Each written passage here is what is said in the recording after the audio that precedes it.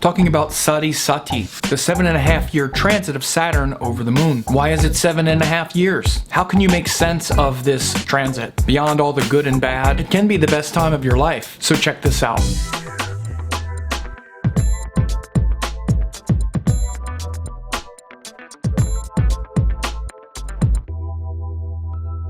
So I'm talking about everyone's favorite subject, Sade Sati, which is the transit of Saturn over someone's moon, the 7.5-year transit of Saturn in the Rashi, or the sign before the moon, then join the moon in the same sign as the moon, and then in the sign after the moon.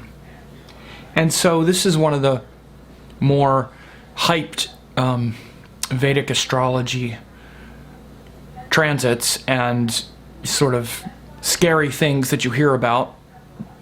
There's, Manglik in the chart of a woman, which messes up the potential for marriage, or there's, other things. But few are more feared and dreaded than the Sade Sati. So here's what you want to understand about it. And it brings up a couple very important principles. And again, I don't like to always say, I don't hear anybody else saying this, but it happens to be true. I don't usually hear it discussed this way, but you might ask yourself, and it's a really good question, why is it the sign before, the sign joined, and the sign after? Why that? Why those three signs? And it brings up an important idea, particularly with the sun and the moon. There are two yogas in Vedic astrology that have to do with the sun and the moon, which are simply called sun and moon yogas. The moon yogas are the ones that are used a little more often, at least they're more sort of, I guess you would say, talked about. When someone has a Kama Druma yoga, which is no planet with the moon, before the moon, or after the moon, that's called Kama Druma yoga, because when planets surround the moon, it gives a sort of emotional support of an emotional process, of the way we process life. And I'm going to explain that a little more in a minute. But the same is true with the sun. There's also a sun yoga, which is the same principle. Planets before the sun, with the sun, and after the sun show how we go about our duties and qualities of the sun, how connected we are to our spirit and our purpose and all those things with the sun. The moon and the moon yogas, the planets with the moon, before the moon and after the moon, show our emotional anchoring and our psychological awareness and those things that influence the sun. Planets before the moon condition us to feel a certain way. Planets join the moon, show how we experience our feelings in real time, and then planets after the moon show how we integrate our emotional experiences in life. I've done whole courses on this. You should look into it. I'll put a link below the video on moon yogas. It's an extremely deep technique that allows you to understand a person's psychological profile. And so these are unique to the moon. There are other important yogas that are related to the moon as well, in particular Gajaceshwari yoga and other things. But, and by the way, the Gajaceshwari yoga is also part of the moon yoga's structure as well, because it's Jupiter in an angle from the moon. So, but the point is not to explain moon yogas. I'll do another video about that. But when Saturn goes in the sign before the moon or with the moon or after the moon, it's going to kind of shake that whole tree. Because if someone has planets before the moon, then they're going to feel that pressure of the Sati Sati, that 7.5-year cycle, as soon as Saturn hits that planet. Because that planet that's before the moon is a psychological support to us. Of course, when Saturn goes over the moon, then we're definitely going to feel it. And then when Saturn goes in the sign after the moon, if there's a planet there, then it's going to continue that emotional pressure, because that planet after the moon shows the one that helps us integrate. The planet before the moon shows what we're emotionally receptive to, what we're trying to receive. When Saturn, if you have a planet there and Saturn goes over it, that whole thing that you're trying to receive is going to get Saturn going, oh, and now I'm just receiving this worry. If there's no planet before the moon, then you don't feel it really coming at you yet. During Sati Sati. But you do feel it when Saturn then enters the sign of the moon, because then Saturn is on the moon. And then you feel the emotional pressure of Saturn.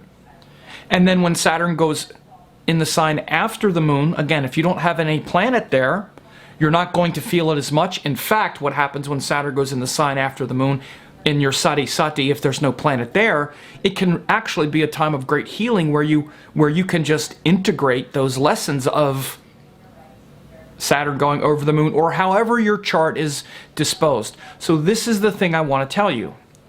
Again, it's enormously important, and in fact, this is really the way to look at Sati Sati. You have to look at, first of all, those planets surrounding the moon. And notice, again, if you have a couple planets before the moon that condition you to look a certain way, then when Saturn hits that during that 7.5-year cycle, you're going to start feeling those things pressured immediately. And those planets that are before the moon, just in general, are planets that are very connected to your heart and consciousness, simply because they're before the moon.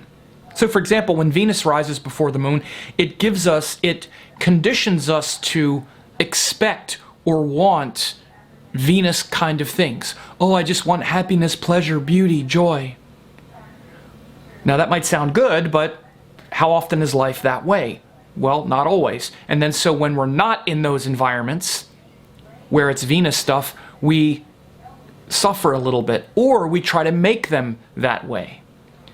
Again, this is why when, like, if someone has Venus before their moon, they can often be one of these people that are always trying to make everybody happy around them. Why? Because they want to be in that feeling. So people who have Venus in the sign before the moon often are always trying to make everybody happy and comfortable so that they don't have to experience and feel that disharmony and that discord, because it's before the moon and it's the condition. Someone has Mars before the moon, then what they want to feel, what they're receptive to, is intensity, maybe battle, maybe struggle. So they're kind of always rocking the boat a little bit, for example. So again, let's say someone has the Venus before the moon or the Mars before the moon, or maybe both. Then when their Sade Sati starts and Saturn enters that sign, let's just use Venus for example. And they have Venus before the moon and Saturn enters that sign, they're going to start feeling that emotional structure of Venus wanting to condition them to feel a certain way immediately. And it's going to pressure their relationships. Suddenly their relationships won't feel as gratifying, and that whole strategy they have to try to make everybody happy all the time, Saturn is going to bang down on that and say, how's that working for you? Because again, the problems with Venus are often that we feel like we're the one always doing all the work, and we might be. And again, the problem though is that we then want to blame everybody else for it, or we feel like nobody appreciates us, but actually it's often us doing it before we give anyone a chance to even do anything different. And so what would happen is Saturn is going to pressure that whole thing that we're doing with Venus.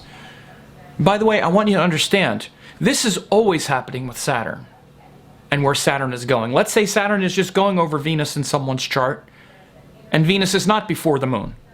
That has nothing to do with the moon. It's just by itself. It's still the same thing. So the thing you want to understand about not just Sade Sati, but Saturn transits, is Saturn in transit is always doing this. Saturn is the pressure of time and the gravitas of time and how we've been doing something and whether or not we've been living in authenticity and willing to face the truth. And that truth, especially the truth of Saturn, is that we only have so much time. And we need to be mature about that. We need to face what seems to be a harsh reality, but it's not. But we just need to be mature about who we really are, grow up, and not remain childish. So wherever Saturn is going, he's bringing that lesson. And that lesson makes us mature, makes us grow up, makes us able to sit in solitude and to be with ourselves and to embrace silence and stillness and peace and eternal themes. So anytime he goes over any planet in the sky, he brings that weight and that gravitas, the truth of that lesson. So the point you want to understand about Sati Sati is the reason it gets that it's basically Saturn transiting over the moon. That's all it is. But again, when we say, well, why is it 7 years? Why is it the one before and the one after as well? This is why. Because of this whole group of yogas which evaluate the moon and the sun this way. Because what happens, again, is those planets before the moon, with the moon, and after the moon show this emotional and psychological comfort and structure and habit. The moon is very much our emotional, psychological habits. The moon is very much about habits and what's comfortable, what we're familiar with. It's the part of you that remembers and that feels a sort of continuity with the part of you that was a little kid, for example, even though you as a little kid has nothing to do with you now. You might say, oh, of course it does. I was raised by this. You know what? The reason you think that is the moon. And that is what the moon is. It maintains a continuity and remembers. It's the part of your consciousness that goes with you. Not just from lifetime to lifetime, but throughout this life. All of the planets have a memory, but the moon is literally where the memory is stored. In the manas, it's part of the manas. So the point is that you can look at these moon yogas to see the psychological patterning and anchoring of someone's heart. And you've probably heard, if you don't know, but again, it's another example of how in a very gross and imprecise way, they say it's better to have planets surrounding the moon. And we want to put it in the good category. Well, it's the good category that we have a planet before, a planet with, or a planet after. That's one of the good things. Again, you know how much I don't like that because it's just a judgment that goes nowhere instead of a simple evaluation of what it is. And it's not good or bad. It's not better or worse. And it's really not, because the moon, when there's a lot of planets around the moon, then many times the person is very hooked into their psychology. And they, in fact, have a lot of psychological comfort. And you might say, well, what's wrong with that? Well, because it's not like it's anything wrong with it, but what it means is that a person who has a lot of planets around the moon or a lot of planets with the moon, they're really buying into all of this, like this is real, this is the real thing. I'm all of these feelings and this family and these people and this whole kind of emotional comfort that I have, because it does allow for prosperity often. And when planets are around the moon, it means that we have people around us and we put a lot of effort into keeping people around us and doing things to stay connected and all of those kinds of things. You might say, yeah, that's good.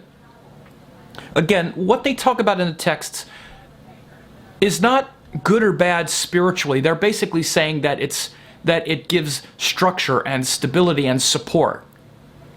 But again, what is support? It's support on a certain level. And again, it supports the moon in the desire to want to feel comforted and connected, but it also creates a lot of attachment. And by the way, that's what the moon is. The moon is also all of those attachments. So in a very simple sense, when people ask me about Sade Sati, one of the main things I say, the first thing, and the first thing I'll say here, maybe I should have said it at the very beginning, but is when Saturn goes over the moon, the reason it's painful is because it brings all this pressure to all of our attachments, because that's what the moon is. Our attachments come through our mind. And Saturn going over the moon, regardless if there are planets before, with, or after, shows all of those attachments getting pressured. And many times, in fact almost all the time, the more planets that are around the moon, the more attachments people have to all of these things. Particularly planets join the moon. A planet that joins the moon just kind of merges that thing with it. And that's what the mind feels like. The mind feels like that thing. But if people have a lot of planets, you know, before, with, or after the moon, the Sati Sati is much more intense because they have a lot more attachments. They're a lot more bought into the structure of their psychology. And Saturn is going to pressure that. That's what Saturn does. Saturn comes and says, here's the truth of what this thing is. You have all these attachments to all these people, and you think that's going to insulate you from all your fears and all your discomfort. And remember, the moon doesn't like Saturn. It just doesn't like Saturn influence, the sun and the moon. No, no, no. The moon does not like the influence of Saturn. And so, again, even when it's powerful, it's going to be stressful. Now, the benefit of having the moon by itself, meaning no planet before the moon, no planet join the moon, or no planet after the moon, again, that's called a Kamadruma Yoga, which again, that's put in the bad category. Everything's polarized. Oh, you have a planet around the moon, that's good. Oh, you don't have a planet around the moon, that's bad. Again, useless. What the Kamadruma Yoga does when the moon is by itself is the person, regardless of any other kind of affectations, will tend to feel alone. They'll want to be alone. They'll spend a lot of time alone. They'll tend to maybe be a hermit. They'll tend to maybe even be a little bit fearful of being open, because there's no planet before the moon which is saying, okay, here's how things are, because the planet before the moon is kind of like a gatekeeper that filters experiences, and that allows the heart to have a kind of bias toward seeing things that way. Again, planets around the moon show these biases, right? No planet before the moon, and it's like there is no buffer or no filter. Life just goes boom right into the heart. There's no planet before the moon filtering it. If there's no planet join the moon, again, then it's just the raw feeling. If there's no planet after the moon, then there's nothing helping the person integrate their emotional experiences. So again, the planet after the moon, like, let's say if it's Venus again.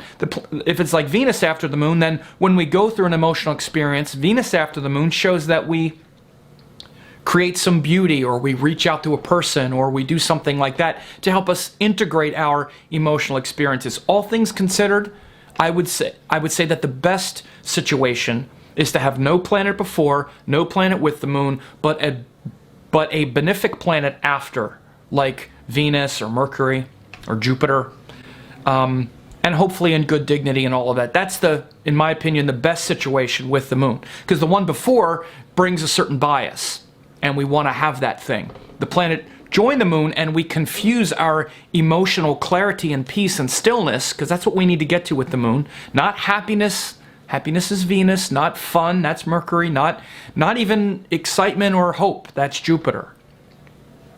But the moon is literally where we're trying to find peace and clarity and pure love, which is not emotional.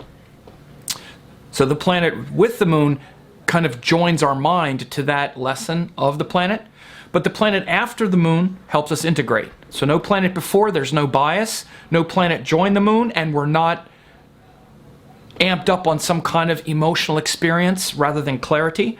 But then the planet after the moon will help us integrate. So again, when it's by itself, everything feels very immediate, and the person will often want to be alone more than others. But here's the thing. They're also good at being alone. They feel lonely at times, and they feel alone. But as you get older, that's actually quite a good virtue. It can be a difficulty because we need to learn how to reach out to people. And they might isolate themselves a little bit or not be very, trusting. But again, you have to look at everything. You have to look at the house it's in. You got to look at the sign. You got to look at the, how bright the moon is. There's a lot of other things, but all things considered. The Kama Drama Yoga, when the moon's by itself, the person can feel lonely, can feel alone. And what happens often, mark my words, when the person has the Kama Drama Yoga, the Sade Sati is much less painful because they're already used to being alone. They don't have the planet before the moon getting slammed first, so their whole psychological support structure gets disrupted. When Saturn goes over the moon, it's going to be intense, but they'll ride it out because they're used to being alone. And that's actually what Saturn is trying to bring us to. And then when Saturn moves off the moon into the sign after, then they'll be integrating that emotional pressure that really hit home when Saturn was on the moon. So this is why I can say it's my opinion that Sati Sati is 7.5 years, but it's actually not my opinion. This is the effect. And this effect of 7 years of Saturn going over the sign before, with, and after, directly correlates and directly models the moon yogas. I mean, they're literally moon yogas. Anafa, Sanafa, and Duradhara yogas. The moon before, with, and after, or the Kama Drama Yoga. Those are the yogas of the moon. And Saturn going over it is literally pressuring the moon in that way, in the way that it's classically described. So this is why the Sati Sati takes that long, and you'll notice if you have a lot of planets around the moon, it's going to shake it even more. And you want to be specific instead of just, oh, it's bad, what's going to happen? Look and see, if you have planets before the moon, maybe that part of the Sati Sati will be much more severe, particularly if they're malefics before the moon. This is also something you should just look at. If you have Mars before the moon, notice how you're always picking fights because you want to feel this drama. Or Saturn before the moon, notice how you're sort of cautious about getting involved. And you want things to be serious, and you respect things that are time-tested and traditional. If it's Mercury before the moon, notice how you want everything to be fun, or whatever it is. And again, so however the moon is disposed, and planets that are before, with, or after, you will see the pressure of the Sati Sati. Again, let's say you have no planets before or with, but you have a couple planets after. Then the first part of the Sati Sati, especially the first couple years, might not be much. But then when Saturn goes over your moon, you're always going to feel it. But it might not be as difficult because, again, let's say that you have two planets. Let's say that you have a couple, or let's just say even one gentle planet after the moon, like I described. When Saturn goes over your moon and you're feeling that pressure, you're going to automatically have the planets after to help you integrate. They're going to be there helping you integrate the whole time. Right? So this is how you can really understand it beyond just the good and bad and the nonsense that I always hear. It's very specific and precise like everything else. And you want to also not lose sight of the fact that it's no different than any other Saturn transit. Saturn going over any planet is bringing the pressure of time to bear on that thing. Saturn going over Mars, regardless of where it is bringing the pressure and the truth of how you're using your Mars. Oh, so you think you know it all and you're ready to take on the world. How's that been working for you? Saturn goes over Mars and you realize how powerless you are to change certain things. How you better learn to fight a better fight. How you better get strong physically, emotionally, psychologically. How your strength and power is hijacked by stupidity or whatever it is. Saturn goes over Jupiter. It's going to bring to bear the truth of how inspired you really are. what your true teachings are. And it'll come in the form of your childish and naive hopes getting destroyed and shattered by the truth of reality. In one way or another, it's going to bring the pressure. So that's always what Saturn is doing. But again, the reason it's extended to 7.5 years when it goes over the moon is because that's how we evaluate the moon. That's how the moon is evaluated in the chart, with what are called moon yogas, Anafa, Sanafa, and Duradhara yogas, planets before, after, and joined the moon. That's how you evaluate the moon and the psychology and the consciousness of the person. So the specifics of a Sade Sati is going to be shown in that. And I'll just share with you, I just went through a Sade Sati. And there's enormous power and greatness that's possible when Saturn goes over the moon. Because the moon is your creative, it's literally like the creative ocean in you. Everything springs from your consciousness and from your heart. Again, people who just want to remain childish and foolish and silly and a baby are going to be greatly hurt by Saturn going over the moon and Sade Sati. If you want to grow up, it can be and will be in many ways the most powerful accelerated time of growth in your life. So personally, I have my moon in Libra, and Saturn went over it. The Sati Sati started whenever it was when Saturn went through Virgo a couple years. I guess it was 2009, 2000 to 2011 or something. And then when it went through Libra, I don't have any planets before the moon, with the moon, or after the moon. So I have the Kamadruma Yoga. When it went through Virgo, I hardly really felt it at all. It was just like, Saturn's there, okay. It didn't do much of anything. It didn't feel much of anything. As soon as Saturn went into Libra, boom, ton of bricks. I just felt the pressure. I had some enormous things happen in relationship and things that was going on that hit me, psychologically and emotionally. And then, very quickly, within a year, my mother died. A little more than a year after that, my father died. Both of them. Now, this is when Saturn was on the moon. Saturn was about 10 degrees from my moon when my mother died. Then Saturn went up to my moon and started to go retrograde by the time that my father died. Both parents died. But something else happened. That's when I started my school. That's when I actually started my whole other, the real next level in myself creatively, especially as a teacher and starting my school. I traveled to India several times, and my guru blessed my school, blessed me. She had blessed me for many years, but I had gone and asked for certain, for my next books to be blessed, especially for my school to be blessed. So in the midst of two parents dying, there was just the enormous pressure of Saturn on my moon. And what that Saturn over my moon did, that pressure was, it compelled me to stop wasting time. It's not like I really waste a lot of time, but it just made me realize that, okay, this is what I need to do. And the pressure of it came, and in the midst of all of this personal stuff, and it was really hard. It was a lot of work and a lot of stress and a lot of pressure. But again, if you're ready to step into your greatness and not remain childish and silly, Saturn going over your moon could be the greatest time in your life, especially for setting down roots for things that will pay dividends for the rest of your life. Planting seeds that will bear the fruit for the rest of your life.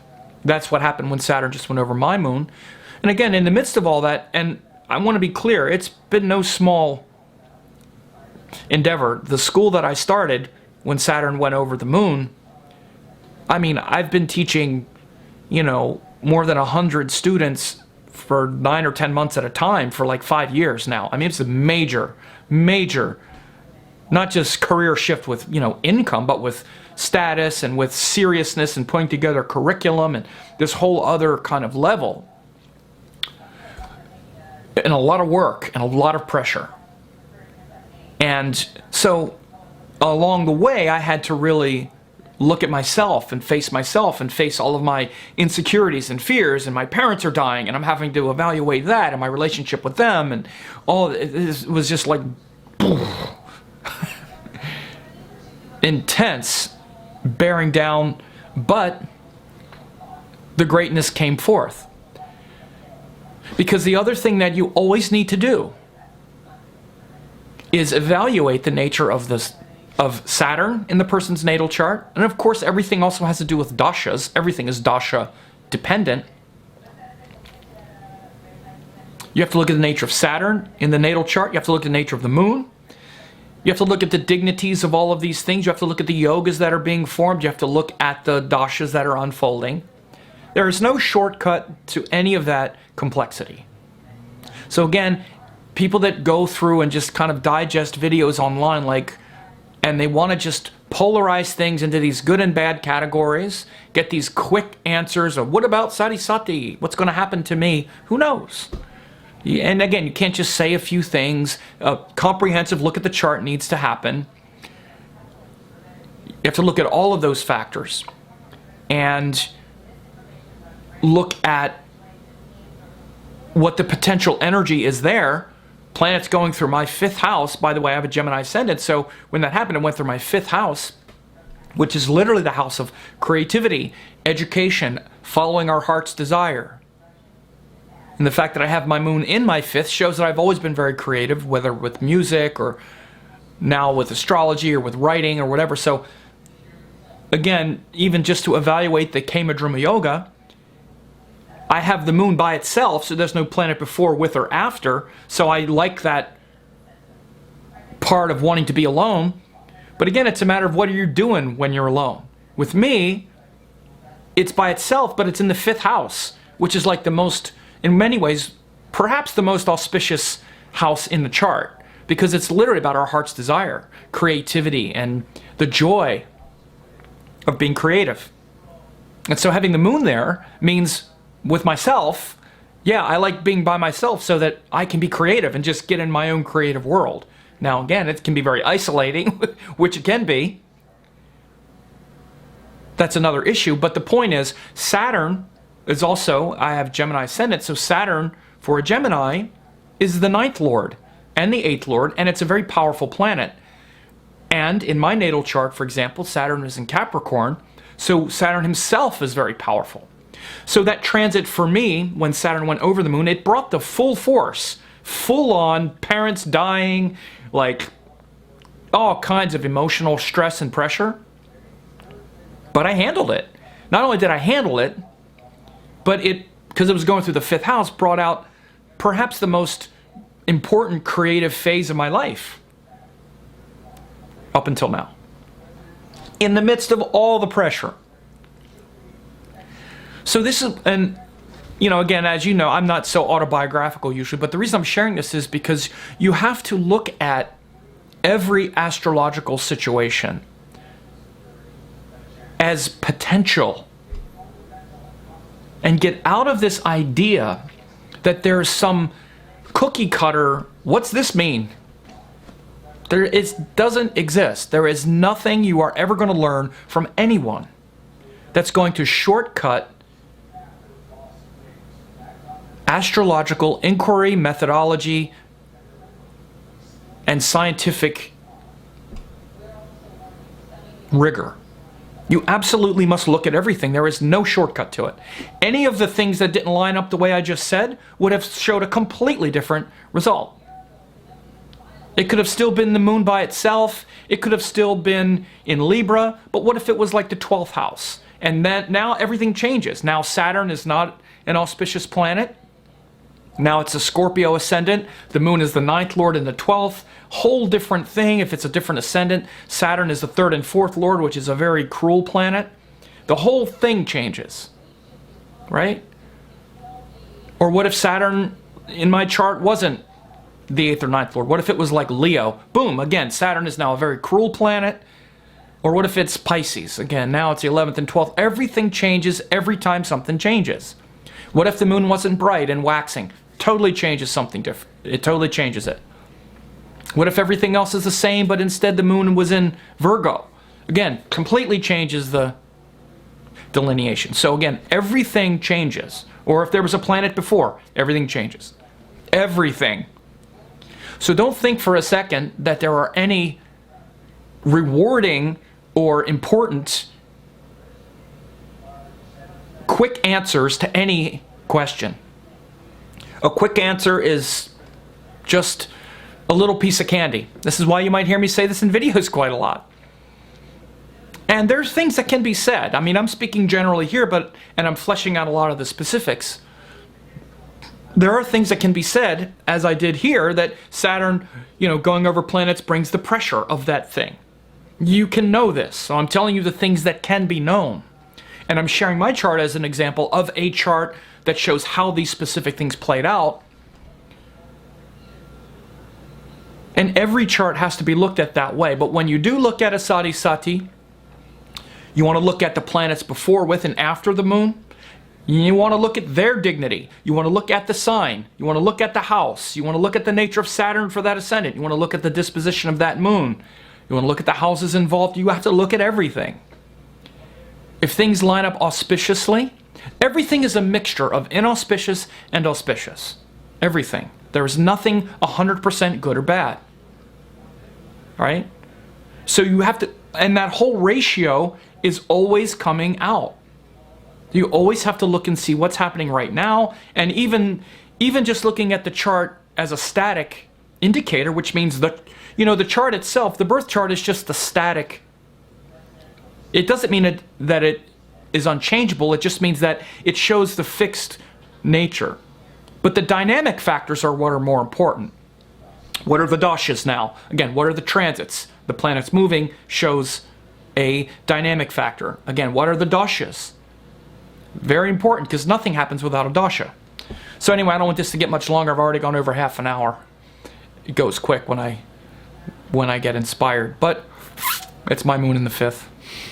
So Sati Sati is quite a complex phenomena, but it's not beyond your grasp. And anyone who wants to learn and study, this is what you need to be studying. None of the things I talked about are even that complicated. They're just planets and houses, structures.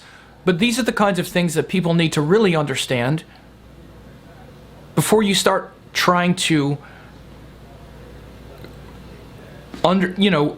comprehend anything meaningful in basic chart analysis. So it should also be liberating. Stop worrying. Oh my God, Sati Sati, what's going to happen? It's going to be some version of life that you already understand. So stop freaking out. People might die, that's right, but people are going to die. Get used to it. Again, people who are utterly terrified of others dying might have all those planets around the moon, right? Frankly, for me, I've never been terrified of everybody dying. It's not like I would want that, or I don't want that at all, but one of the things about that moon by itself is you grapple with those heavy things very early, and it's not easy. That's why the Kama-Druma Yoga, when the moon's by itself, is said to be difficult. But people who face difficulty or who feel the intensity are often prepared for the seriousness of the Saturn transit. People who have a lot of planets around the moon are often like, oh my God, no one's going to die, are they? Ever? Anyway, so we'll leave it at that, and I hope this was helpful.